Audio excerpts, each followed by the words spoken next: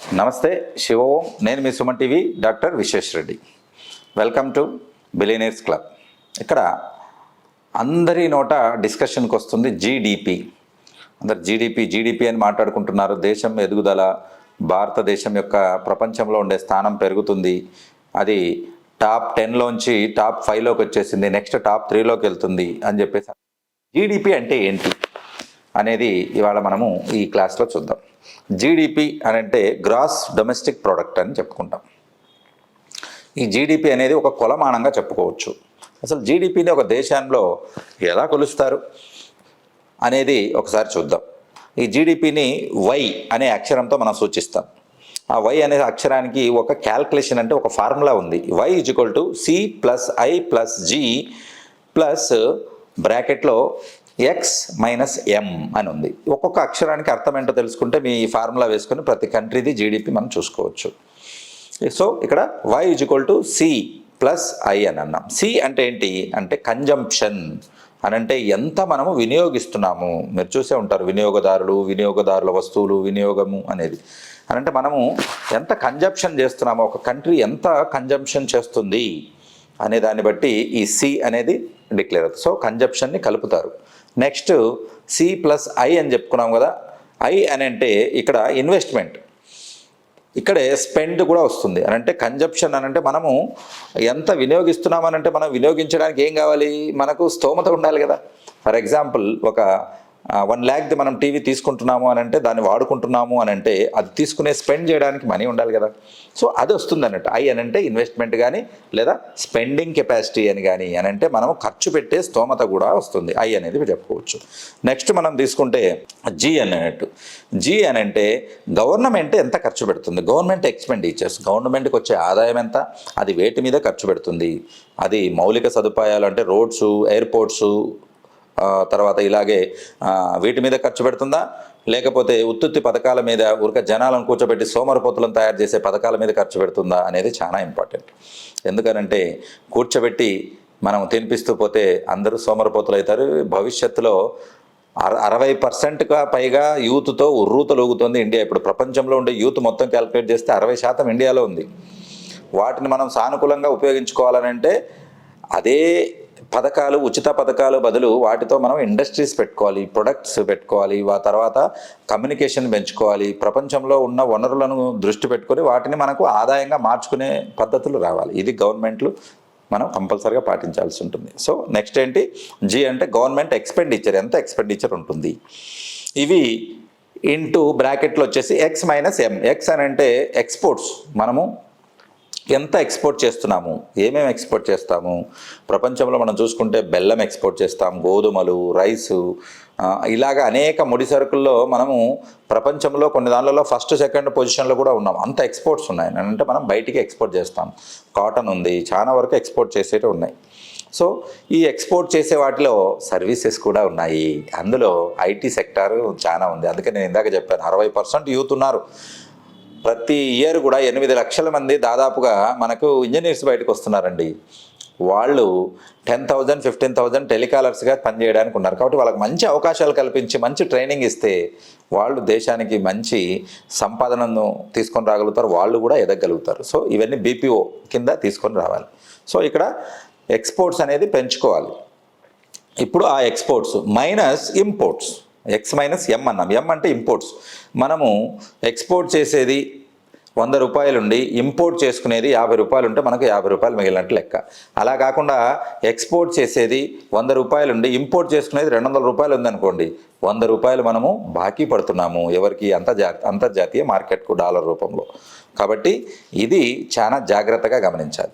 So ఎప్పుడు కూడా exports అనేది ఎక్కువగా ఉండాలి, ఇంపోర్ట్స్ అనేది సాధ్యమైనంత తక్కువగా ఉండాలి. ఇప్పుడు అవి తగ్గించడానికి గవర్నమెంట్ చేసే ప్రయత్నాల్లో make in India, made in India, stand up India, startup India, ఎన్నో పథకాలు ఉన్నాయి. మీకు తెలుసా, ఒక్క నేపర్ గ్రాస్ ఇండస్ట్రీకే ఆ ఇండస్ట్రీ 15 కోట్లు అయితే మీరు కేవలం 3 కోట్లు పెడితే 12 కోట్లు సబ్సిడీ ఇస్తుంది క్లస్టర్లకు మాత్రమే. కాబట్టి ఇలాగ ఎన్నో పథకాలు గవర్నమెంట్ ఇస్తుంది. ఈ పథకాలు ఇవ్వడము ప్రోత్సహించడం కూడా ఒక కారణం కావచ్చు మన కంట్రీ ఫాస్ట్గా ఎదిగి ఇప్పుడు 5వ ప్లేస్లో ఉండడానికి. ప్రజెంట్ మన జీడిపి ఇప్పుడు ఈ లెక్క ప్రకారం మనం చూసుకుంటే మన జీడిపి ఎంత ఉందయా అని అంటే దాదాపుగా $3.73 ట్రిలియన్. ట్రిలియన్ అని అంటే ఒకటి పక్కన 12 సున్నాలు వస్తాయి కాబట్టి $1,00,00,000. కాబట్టి $3.73 lakh crores అన్నట్టు, ట్రిలియన్స్ అన్నట్టు, 10⁻12, 10 పక్కన 12, 5 సున్నాలు పెడితే లక్ష వస్తుంది, 7 సున్నాలు పెడితే ఇక్కడ ₹1,00,00,000 వస్తుంది. అలాగా ఎన్ని జీరోస్, 12 జీరోస్ వస్తాయి. సో అంతలా మన జీడిపి అనేది ఉంది. సో ఈ క్యాల్కులేషన్ ప్రకారం మనం చూసుకుంటే మనము ఇక్కడ 5వ స్థానంలో ఉన్నాము జీడిపి. సో మీకు అర్థమైపోయింది కదా, జీడిపిని వై అనే అక్షరంతో సూచిస్తారు. Y = C plus I plus G అని అంటే, సి అని అంటే కన్జప్షన్, మనము ఎంత వినియోగిస్తున్నాము, ఐ అని అంటే మనం స్పెండింగ్ కెపాసిటీ ఎంత మనము స్పెండ్ చేస్తున్నాము, అలాగే జి అని అంటే గవర్నమెంట్ ఎంత ఖర్చు పెడుతుంది అనే వాటి మీద, అలాగే X-M ఇంటూ బ్రాకెట్లో X-M అని అంటే ఇక్కడ ఎక్స్పోర్ట్స్ మైనస్ ఇంపోర్ట్స్ అని అంటే మనం ఎంత ఎక్స్పోర్ట్ చేస్తున్నాము, ఎగుమతి చేస్తున్నాము, ఎంత దిగుమతి చేసుకుంటున్నాము అనే దాన్ని బట్టి ఇక్కడ మనకు ఉంటుంది అన్నట్టు. సో ఈ ఫార్ములా ప్రకారము ప్రతి కంట్రీ జీడిపి లెక్కించడం జరుగుతుంది. అలా లెక్కించినప్పుడు మన కంట్రీది ఇక్కడ చూసుకున్నట్లయితే మీకు గత 2013 నుంచి 2023 అంటే ఈ 10 సంవత్సరాలలోనే దాదాపు 3 రెట్లు పెరగడం అనేది గమనించాం. అని అంటే ఎక్కడో ఎన్నో స్థానంలో ఉన్నటువంటి ఇండియా, 2 డబుల్ డిజిట్లో ఉన్నటువంటి స్థానంలో ఉన్నటువంటి ఇండియా ఇప్పుడు సింగిల్ డిజిట్లో, అది కూడా టాప్ 5లో ఉంది, 5వ స్థానంలో ఉంది. సో ఈ జీడిపిలో ఫస్ట్ పొజిషన్లో ఉన్న వాళ్ళు ఎవరు, వాళ్ళ జీడిపి ఎంత అనేది మనం తీసుకుంటే అది అందరూ ఊహించినట్లుగానే ప్రపంచానికి పెద్దన్నయ్యగా పిలువబడే యుఎస్, అమెరికా. ఎంత ఉంది వాళ్ళ జీడిపి అనేది మనం చూసుకున్నట్లయితే 23.3 ట్రిలియన్స్. ఎంత? 23 ట్రిలియన్స్. మనం ఎంత చెప్పుకుంటున్నాం? 3.7 ట్రిలియన్స్. అంటే మనకు దాదాపుగా 10 రెట్లు ఎక్కువగా జీడిపి ఉంది. సెకండ్ పొజిషన్లో మనం చూసుకుంటే మన పక్కలో ఉన్నటువంటి దేశం చైనా. మొన్నటి వరకు ప్రపంచంలో అత్యధిక జనాభా కలిగినటువంటి ఉంది, మనం దాన్ని సెకండ్ ప్లేస్కు తోసేసి మనం ముందుకు వెళ్ళాం. చాలామంది దీన్ని నెగిటివ్గా చెప్తారు. కొన్ని కంట్రీస్ అయితే కామెంట్ రూపంలో, కార్టూన్ల రూపంలో వేసి మనల్ని అవమానపరచడానికి చూసే, అందులో జర్మనీ ఉంది అతి ప్రధానంగా. కాబట్టి జర్మనీ తిరోగమనంలో ఉంది. సో ఆ రకంగా చెప్తారు. కానీ మనకు మానవ బలం, హ్యూమన్ రిసోర్స్ అనేది అతిపెద్ద పాజిటివ్ పాయింట్ అండి. అది దాన్ని మనం కరెక్ట్గా మలుచుకోగలిగితే, దాన్ని ప్రధానంగా మనము మలుచుకోగలిగితే ద బెస్ట్ అవుతుంది. ఎగ్జాంపుల్ ఖతార్, దగ్గర 80 లక్షల మంది భారతీయులు అక్కడ పనిచేస్తున్నారు. ఇంజనీర్స్ కావచ్చు, నేవీ ఆఫీసర్స్ కావచ్చు, లేబర్ కావచ్చు, కన్సల్టెంట్స్ కావచ్చు, కంప్యూటర్ వాళ్ళు కావచ్చు. కాబట్టి అనేక అరబ్ కంట్రీస్లో ఎక్కువ శాతము అక్కడ ఉండే నిర్మాణ రంగం కానీ, తర్వాత ఇతర రంగం కానీ, ఇవన్నీ కూడా ప్రధానంగా అక్కడ సెటిల్ అయిన వాళ్ళందరూ ఇండియన్స్ ఉన్నారు. అంతెందుకు లులు మాల్ మొన్న హైదరాబాద్లో ఓపెన్ చేశారు కదా, ఆయన దుబాయ్లోనే ఫస్ట్ స్టార్ట్ చేశారు.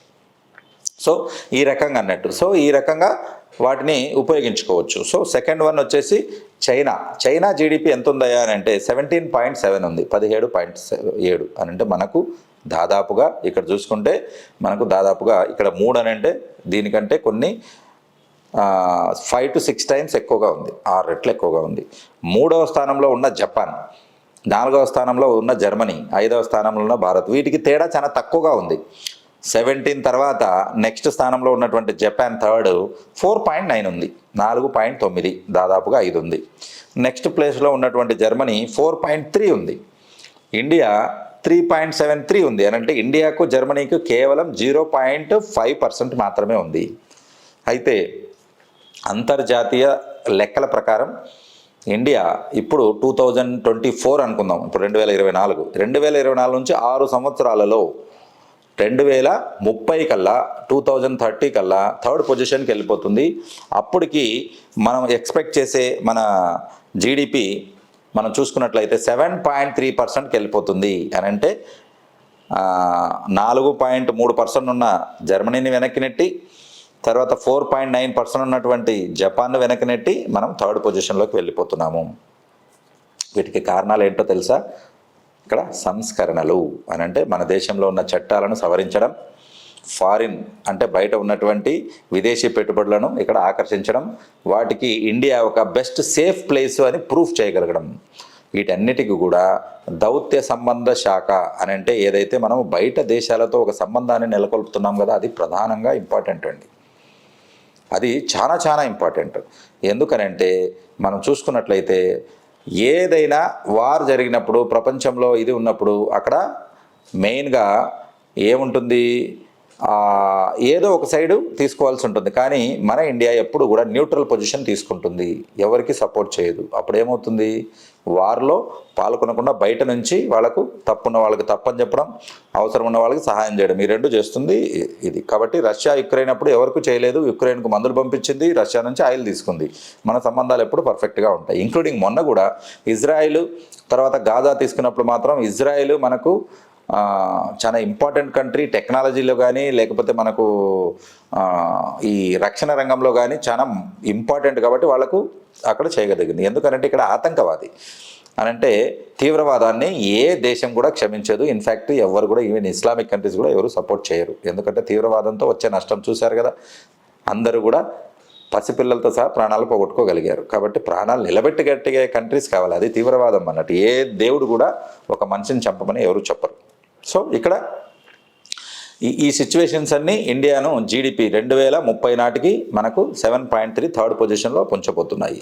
ఈ జీడిపి పెరగడంతో మనకు వచ్చిన యూజ్ ఏంటి అనేది మనం చూసుకున్నట్లయితే, లాస్ట్ వీడియోలో మనం రిజల్యూషన్ చెప్పుకున్నాం, మన వెల్త్ సంపద పెంచుకోవచ్చు అని.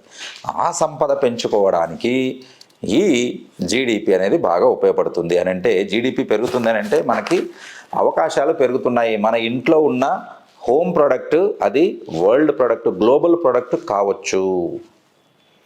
ఎన్నో మనం ఇంతకుముందు కొన్ని వేల వీడియోలు చేసాం. ఏంటి, ఇంట్లో ఉన్నటువంటి బాక్రీస్ అంటే డ్రై రోటీస్ కూడా ఇప్పుడు ఫారిన్కి ఎక్స్పోర్ట్ చేసే వాళ్ళు ఎంతోమంది ఉన్నారు, పొద్దుటూరులో ఉన్నారు. వాళ్ళు ఎవ్రీ ఇయర్ కనీసం అని అంటే 30 to 40 lakhs ఆర్డర్ తీసుకుంటారు. యుఎస్కి, కువైట్కి, తర్వాత దుబాయ్కి వాళ్ళు ఎండు రొట్టెలు పంపించేస్తారు. ఆ రకంగా ఈ అవకాశాలను మనం వినియోగించుకోవాలి, అప్పుడే తెలివైన వాళ్ళం అవుతాం. అలా తెలివైన వాళ్ళు అవ్వాలి, ఆ అవకాశాలను వినియోగించుకోవాలి అని అనుకుంటే మనం ఎవ్రీ వీకెండ్లో ఒక జూమ్ మీటింగ్ కండక్ట్ చేస్తున్నాం. ఎవ్రీ సండే 5:30కి ఉంటుంది. కింద కనపడిన నంబర్లకు ఆ జూమ్ మీటింగ్లో నేను పాల్గొనడానికి ఇంట్రెస్ట్గా ఉన్నాను అని ఎవరైనా మెసేజ్ పెడితే వాళ్ళకు లింక్ వస్తుంది. జస్ట్ 96 రూపీస్ ఉంటుంది, 96 minutes ఉంటాయి. దాని తర్వాత అందులో ఇచ్చినటువంటి పద్ధతులను కానీ అందులో ఇచ్చినటువంటి ఆ సలహాలను కానీ మీరు పాటించవచ్చు. సో ఇక్కడ ఈ అవకాశాలను మనం వినియోగించుకోవాలి అని అంటే మన చుట్టుపక్కల ఉన్న వనరుల లిస్ట్ చేసి పెట్టుకొని వాటిని వాడుకుంటే మనము కూడా దేశంతో పాటు ఎదగడానికి అవకాశం ఉంటుంది. సో ఫ్యూచర్ను మనము దృష్టిలో పెట్టుకుంటే, అంటే భవిష్యత్తులో ఏ అవసరం పడుతుందని 30 సంవత్సరాల తర్వాత ప్రపంచం ఎలా ఉండబోతుంది అనేది మీ దగ్గర ఒక పిక్చర్ ఉంటే డెఫినెట్గా మీరు డబ్బు సంపాదించినట్టే లెక్క. కాబట్టి గత 30 ఏళ్లకు ఇప్పుడుకి నెక్స్ట్ 30 ఏళ్లకు తేడా మీ దగ్గర ఒక ప్రజెంటేషన్ రూపంలో ఒక మైండ్లో ఒక పిక్చర్ ఉందంటే డెఫినెట్గా మీరు సంపాదించినట్టు లెక్క. ఎందుకనంటే మనిషి అవసరానికి ఎప్పుడు కూడా మా మిస్సెస్ డాక్టర్ అంజలి ఒక క్వశ్చన్ చెప్తూ ఉంటుంది, మీ దగ్గర ప్రపంచం సఫర్ అవుతున్న వాటికి ఏదైనా ఒక సొల్యూషన్ ఉందా? అయితే మీరు డబ్బు సంపాదించినట్లే. ఏంటి, బిలియన్స్, $100 కోట్ల మీరు సంపాదించగలుగుతారు. ఏముండాలి మీ దగ్గర? ప్రపంచం సఫర్ అయ్యే సమస్యలకు ఒక సమాధానం ఉండాలి. అది ఉందా? అది ఫుడ్ కావచ్చు, లేదా అది మెడిసిన్ కావచ్చు, సింపుల్గా దోమలు కుట్టేది కావచ్చు. బెల్గాం కర్ణాటకలో నేను చదువుకున్న చోట ఒక అబ్బాయి నార్మల్గా అని అంటే ఎక్కువ రోజులు స్టోరేజ్ ఉన్న వాటర్ నుంచి పారే నదిలో, తర్వాత కుంటల్లో ఎక్కడైనా నీటిని క్షణాల్లో ఫిల్టర్ చేసి తాగడానికి వీలుగా ఉండేటట్లు ఒక వాటర్ ఫిల్టర్ను డిజైన్ చేశాడు. ఏం చేశాడు? తాగునీటి సమస్యకు ఒక సొల్యూషన్ కనుక్కున్నాడు. బికమే బిలియనీర్. కాబట్టి ఎప్పటికైనా కూడా పెట్టుబడిదారులు వస్తారు, కోట్లు పెట్టుబడి పెడుతున్నారు అతని బిజినెస్లో. కాబట్టి అలాగా మీ దగ్గర ఏదైనా సొల్యూషన్ ఉందా? దానికి టచ్ చేయండి, దాన్ని రాసుకోండి. ఏం సొల్యూషన్ ఉంది? అది పర్యావరణానికి సంబంధించింది కావచ్చు, లేకపోతే అగ్రికల్చర్కి సంబంధించింది కావచ్చు, హార్టికల్చర్ కావచ్చు, ఫ్లోరికల్చర్ కావచ్చు, అలాగే ఇప్పుడున్నటువంటి నోవల్ కరోనా సిచ్యువేషన్లో ఏదైనా మందుకు సంబంధించింది కావచ్చు. ఆ మందు న్యాచురోపతి కావచ్చు, హోమియోపతి కావచ్చు, ఆయుర్వేదిక్ కావచ్చు, ఏదైనా సరే మీ దగ్గర సమస్యకు సమాధానం ఉంది అని అంటే దాన్ని మీరు డబ్బుగా చేసుకునే దానికి అవకాశం ఉంటుంది ఇప్పుడున్నటువంటి ప్రజెంట్ సిచ్యువేషన్లో. Very simple. అది ప్రపంచానికి మీ దగ్గర ఉంది అని తెలియాలి, దానికే డిజిటల్ మార్కెటింగ్ చేసుకోవాలి. సో ఇలాంటి అడ్వైజులు ఇవన్నీ కావాలనుకున్న వాళ్ళు కూడా మీరు కింద కామెంట్ సెక్షన్లో పెట్టండి. అలాగే కింద ఇచ్చిన నంబర్లకు వాట్సాప్లో మాత్రమే మీరు మెసేజెస్ పెట్టండి, వాటికి రిప్లై ఇవ్వడం అనేది జరుగుతుంది. సో ప్రపంచము గర్వించే స్థాయికి నా భారతదేశము 2030 నాటికి 3వ స్థానంలో ఎదగబోతుంది. ఇందుకు as a Indian, as a భారతీయన్ నేను చాలా గర్వపడుతున్నాను. మీరు కూడా గర్వపడాలి, మనమందరం గర్వపడాలి. జై హింద్. ఈ వీడియో మీకు నచ్చినట్లయితే లైక్ చేయండి, షేర్ చేయండి, సబ్స్క్రైబ్ చేయండి. నేను మీ డాక్టర్ విశేష్ రెడ్డి.